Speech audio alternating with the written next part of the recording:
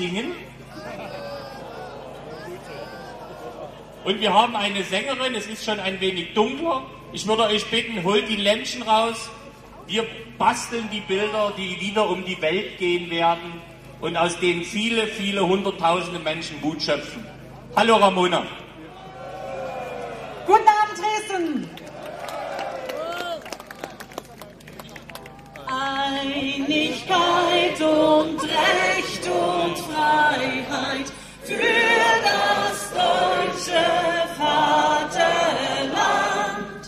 Danach lasst uns alle streben, brüderlich mit Herz und Hand.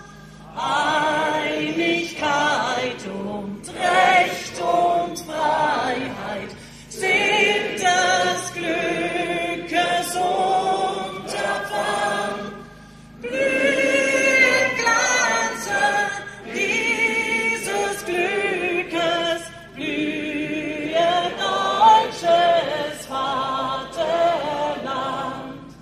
Blühe Glanze dieses Glückes, blühe deutsches Vaterland.